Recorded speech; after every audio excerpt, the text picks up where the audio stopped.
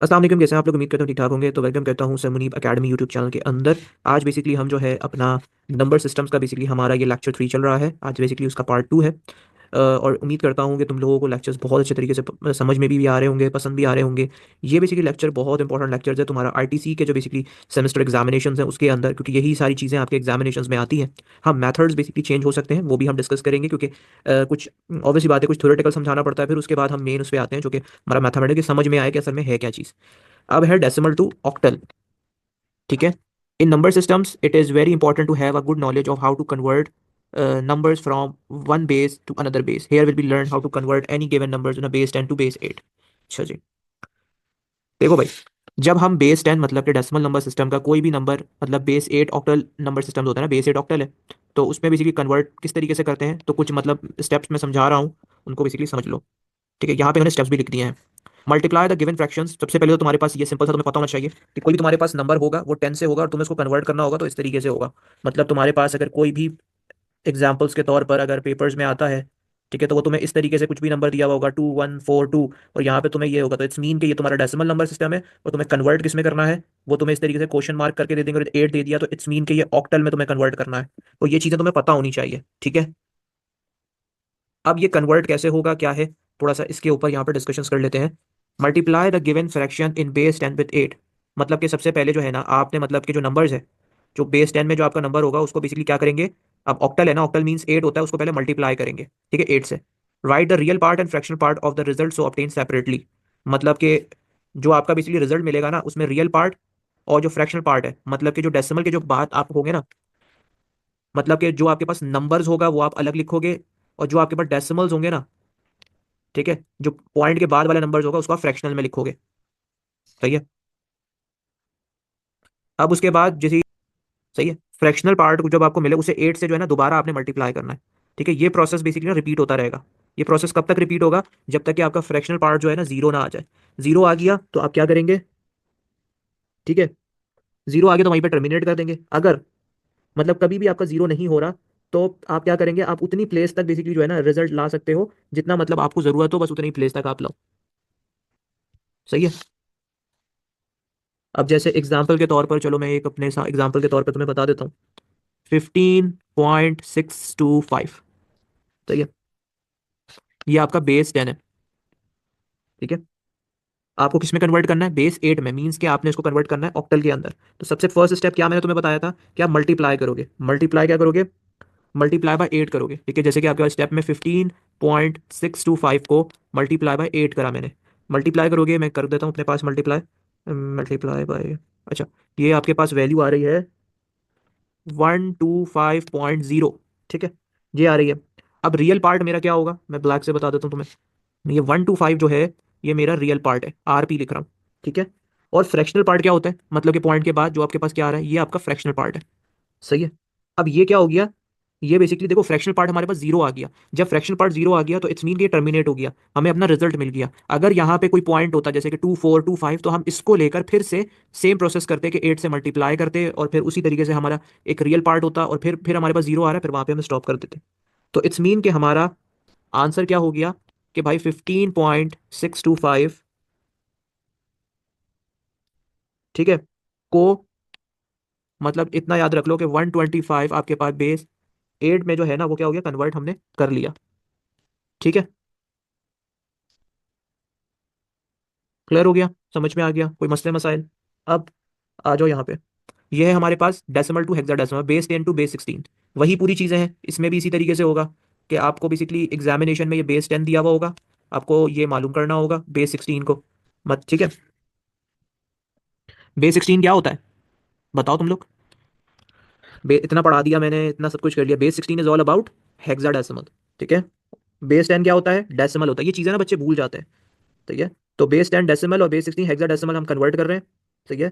Hexadecimal, hexadecimal number system में 16 आपके पास digit होते हैं, याद है ना, क्या होते हैं, 0 to 9। सही। और ए से लेकर एफ तक। सही है। अब देखो, ए का मतलब क्या होता है, ए का मतलब 10 होता है, और बी का मतलब 11 होता है। इस तरीके से बेसिकली चल रहा होता है। और B11, C12, सही है, D14, E15 और F16, ये इस तरीके से होता है। सही है।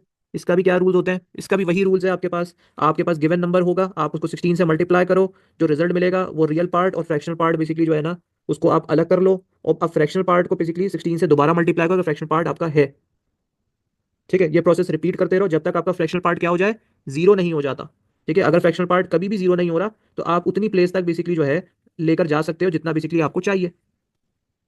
अब जैसे एक क्वेश्चन यहाँ पे उसी तरीके से कर लेते हैं, 20 पॉइंट कुछ ले लेता हूँ मैं, 0.875 ले लेता हूँ। ठीक है, सबसे पहले क्या करना है, मैंने 20.875 ये बेसिकली मुझे हेक्साडेसिमल में करना है, इसको मल्टीप्लाई बाय 16 कर दो।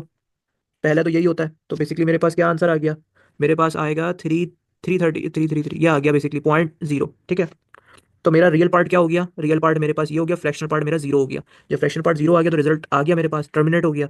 अगर मेरे पास यहाँ पे पॉइंट के बाद 1 2 आता तो फिर मैं 1 2 को फिर से दोबारा रिपीट करता, कि 1 2 को मैं 16 से मल्टीप्लाई करता, फिर मेरा एक रियल पार्ट आता, फिर मेरा एक डेसिमल पार्ट आता। ठीक है, डेसिमल वो वाला फ्रैक्शनल पार्ट आता, तो फ्रैक्शनल पार्ट जीरो आ गया तो वहाँ पे बस टर्मिनेट कर दिया मैंने। ठीक है, तो मेरा आंसर आ गया 20.87 बेस्ड। अब हमारे पास क्या है, यहाँ पे ऑक्टल है, वही सारी चीज़ें हैं।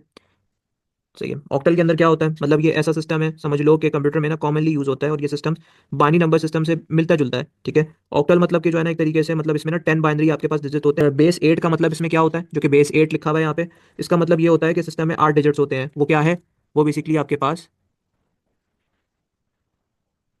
ठीक है, ये 8 होता है, मतलब 0 1 2 3 4 5 6 7। ठीक है, 8 डिजिट होता है, 10 नहीं होता। सही है।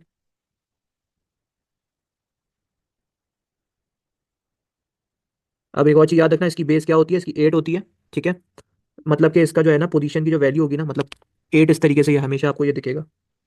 सही है। अब उसके बाद आपके पास हेक्साडेसिमल नंबर क्या चीज़ होता है, हेक्साडेसिमल नंबर वही चीज़ है कि हेक्साडेसिमल जो है ना इस पे बड़े नंबर्स के लिए जो है एक तरीके से यूज होता है, और इस सिस्टम्स का बेस क्या होता है, 16 होता है। सही है, 16 मतलब इस तरीके से कि आपके पास 0 to 9 ये एक नॉर्मल होता है। ठीक है,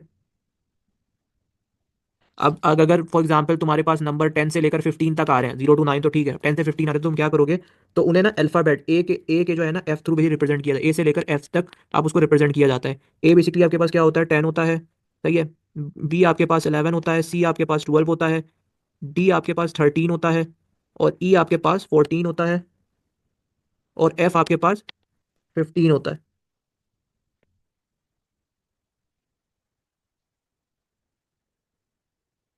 फॉर्म ये होता है American standard code for information interchange. Code is a special code for BCD code that is widely use in digital computers and data communication equipment. It is a 7-bit binary code and that is used in transferring data between computers and their external uh, peripheral devices and in communicating data by radio and telephone. ठीक है, देखो ASCII code मतलब एक special form of ना binary coded decimals होता है। BCD क्या चीज़ है, ये बीसीडी कोड का मतलब होता है बाइनरी कोडेड डेसिमल्स। ये बेसिकली होता है जो करता क्या है, जो डिजिटल कंप्यूटर्स और ना डाटा कम्युनिकेशन इक्विपमेंट्स में यूज होता है, और इसका यूज मतलब डाटा ट्रांसफर और कम्युनिकेशंस के लिए किया जाता है। अब 7 बिट का बाइनरी कोड आपको होता है, जो बेसिकली कंप्यूटर और एक्सटर्नल डिवाइसेस के ना बीच डाटा ट्रांसफर करने में यूज होता है। ASCII जो कोड्स होते हैं ना उनका भी यूज लेटर, कैपिटल और लोअर नंबर्स। ठीक है, मतलब लोअर केस आपके पास हो जाता है, नंबर्स हो गया 0 to 9, स्पेशल करेक्टर्स हो गया, और कंट्रोल करेक्टर्स, इन सबसे रिप्रेजेंट करने के लिए आपके पास यहाँ पे होता है। ठीक है, अब देखो ASCII कोड जो होते हैं ना जिसके अंदर आपके पास 26 अपर केस होते हैं। 26 क्या है, कैपिटल लेटर, मतलब अपर केस लेटर्स होते हैं। अब अपर केस लेटर कौन से होते हैं, A to Z अल्फाबेट्स नहीं होते कैपिटल के अंदर, तो वो कितने अल्फाबेट्स होते हैं, और बच्चे से पढ़ते हुए आ रहे हैं, पता तो होना चाहिए ना यार, ये कितने अल्फाबेट्स होते हैं, 26। गलत बोल रहा हूँ, सही बोल रहा हूँ, तो भाई सही बोल रहा हूँ, काउंट क्या कर रहे हो, ठीक है यार, 26 होते हैं। ठीक है, और लोअर केस क्या होते हैं, upper case capital alphabets, lower case small alphabets, वो भी 26 ही होते हैं। और 10 आपके पास नंबर होते हैं 0 से लेकर 9 तक। 33 आपके पास स्पेशल करेक्टर्स होते हैं, और 33 आपके पास कंट्रोल करेक्टर्स होते हैं। इसके पूरा चार्ट होता है एक, ठीक है, ये आप इंटरनेट पे जाकर लिखना ASCII चार्ट, वो पूरा आपको बता देगा। ठीक है, वो पूरा आपको डिक्टो वैसे ही होता है। ठीक है, सही है। तो ये बेसिकली यहाँ तक जो है ये तो पूरा टॉपिक था हमारा। अब आगे जो हम पढ़ेंगे वो कन्वर्जन्स पढ़ेंगे, हम आगे के जो भी हमारे लेक्चर्स होंगे हम उसको binary to decimals, octal, hexadecimal, binary to decimal to binary, octal, hexadecimal, ये सारी चीज़ें हम देखेंगे। ठीक है, एंड दिस थिंग ये हमारा बेसिकली लास्ट है कि कोई एग्जाम्पल्स है एक, कि कोई भी चीज़ जैसे 25 है, ये चीज़ आपके पास क्या चीज़ होती है, बेस होती है आपकी। ठीक है, ये बेस है आपका, ये भी बेस है आपका, ये 16 ये क्या है, अब मुझे तुम लोग बताओगे। ठीक है, ये क्या है, ये 8 क्या है, ऑक्टल, हेक्सा, ये क्या है, ये क्या है, क्या है, डेसिमल, सही बोला। इसका बताओ टू का क्या होता है? बोलो यार, बाइनरी। सही है ना? इन चीजों को याद रखोगे तो ये क्वेश्चंस करने में आसानी होगी, वरना पेपर्स में आ जाएगा, तुम लोग सोचते रह जाओगे, क्योंकि कन्वर्जन इस तरह से नहीं, ये पूछेंगे तुम्हें तुम्हें इतना कंफ्यूज कर देंगे, बोलेंगे भाई यहाँ पे आप डेसिमल टू बाइनरी लेके जाओ, तुम्हें पता ही नहीं होगा कि बाइनरी की बेस क्या होती है, तो तुम भी परेशान हो जाओगे। तुम्हें बोल दिया जाए ऑक्टल में लेके जाओ, ऑक्टल से तुम्हें डेसिमल में लेके जाओ, जो पता ही नहीं होगा तो कंफ्यूज हो जाओगे। तो I hope you got my point. ठीक है, यहाँ तक बेसिकली हम लेक्चर्स को अपने जो है स्टॉप करते हैं, और उम्मीद करता हूँ कि तुम लोग को यहाँ तक अच्छे तरीके से समझ में आ गया होगा। इंशाल्लाह फिर जो है मैं नेक्स्ट लेक्चर के साथ हाजिर हूँ। जो दुआ में याद रखना। अल्लाह हाफिज़।